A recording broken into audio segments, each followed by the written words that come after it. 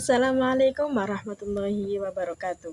Halo semuanya, saya Mar'atul Mahmuda, NIM 2311040008.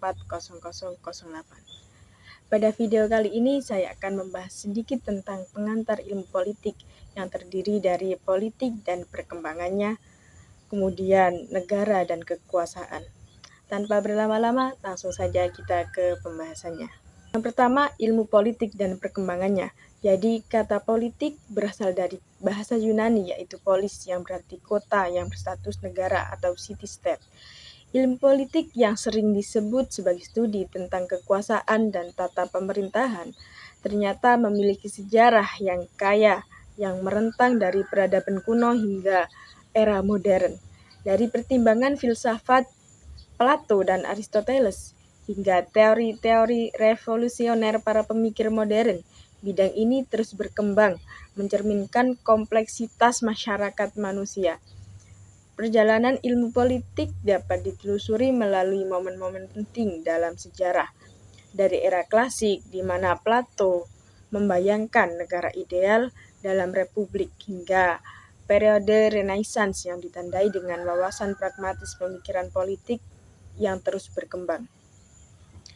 Studi politik bermula di Yunani kuno, di mana para filsuf seperti Plato dan Aristoteles mengembangkan dasar-dasar pemikiran politik modern. Mereka menjelajahi sifat keadilan, negara ideal, dan peran individu dalam masyarakat. Aristoteles dan Plato menganggap politik adalah suatu usaha untuk mencapai masyarakat politik yang terbaik.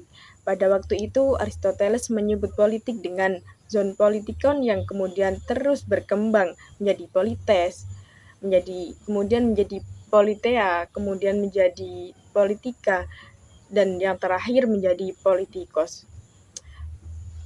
Politik pada masa Renaissance di Eropa sekitar abad ke-14 hingga ke-17 ditandai oleh perubahan signifikan dalam struktur kekuasaan, kemudian pemikiran, politik, dan budaya.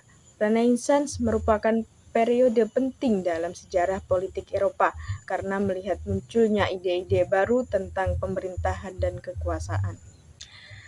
Melompat ke masa pencerahan atau yang sering disebut Aufklärung, kita menyaksikan munculnya filsafat politik yang didasarkan pada akal budi dan hak individu. Pemikir seperti John Locke dan Jean-Jacques mendapatkan dasar bagi pemerintahan demokratis, membentuk cita-cita, kebebasan, dan kesetaraan.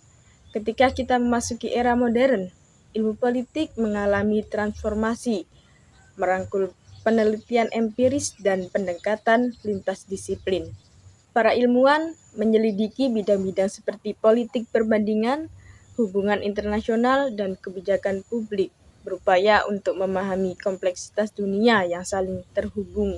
Jadi, apabila ilmu politik dipandang semata-mata sebagai salah satu cabang dari ilmu-ilmu sosial yang memiliki dasar atau rangka, kemudian fokus dan ruang lingkup yang jelas, maka dapat dikatakan bahwa ilmu politik masih muda usianya, karena baru lahir pada akhir abad ke-19. Pada tahap itu, ilmu politik berkembang secara pesat berdampingan dengan cabang-cabang ilmu sosial lainnya seperti sosiologi, antropologi, ekonomi, dan psikologi. Dan dalam perkembangan ini, mereka saling memengaruhi antara satu dengan lainnya. Dan jika ilmu politik ditinjau dalam rangka yang lebih luas, yaitu sebagai pembahasan secara rasional dari berbagai aspek negara dan kehidupan politik, maka ilmu politik dapat dikatakan jauh lebih tua umurnya, bahkan ia sering dinamakan ilmu sosial yang tertua di dunia. Pada taraf perkembangan ilmu politik, banyak bersandar pada sejarah dan filsafat. Misalnya di Yunani kuno, yang pemikiran mengenai negara sudah dimulai pada tahun 450 sebelum Masehi. Seperti terbukti dalam karya-karya ahli sejarah Herodotus atau filsuf-filsuf seperti Plato dan Aristoteles dan sebagainya. Seperti Di Asia Herodotus, pula ada beberapa pusat kebudayaan antara lain India dan Cina. yang telah mewariskan berbagai tulisan politik yang bermutu. Kemudian di Indonesia sendiri kita mendapati beberapa karya tulis yang membahas masalah sejarah dan kenegaraan, seperti misalnya Negara Kertagama yang ditulis pada masa Majapahit sekitar abad ke-13 dan ke-15 Masehi dan Babat Tanah Jawi. Sayangnya di negara-negara Asia tersebut, kesusastraan yang mencakup bahasan politik mulai akhir abad ke-19 telah mengalami kemunduran karena terdesak oleh pemikiran barat yang dibawa oleh negara-negara seperti Inggris, Jerman, Amerika Serikat, dan Belanda dalam rangka imperialisme. Selanjutnya adalah negara. Negara merupakan integrasi dari kekuasaan politik. Negara adalah alat dari masyarakat yang mempunyai kekuasaan untuk mengatur hubungan-hubungan manusia dalam masyarakat dan menertibkan gejala-gejala kekuasaan dalam masyarakat. Negara adalah organisasi yang dalam suatu wilayah dapat memaksakan kekuasaannya secara sah terhadap semua golongan kekuasaan lainnya dan yang dapat menetapkan tujuan-tujuan dari kehidupan bersama itu. Negara menetapkan cara-cara dan batas-batas sampai di mana kekuasaan dapat digunakan dalam kehidupan baik oleh individu maupun kelompok masyarakat.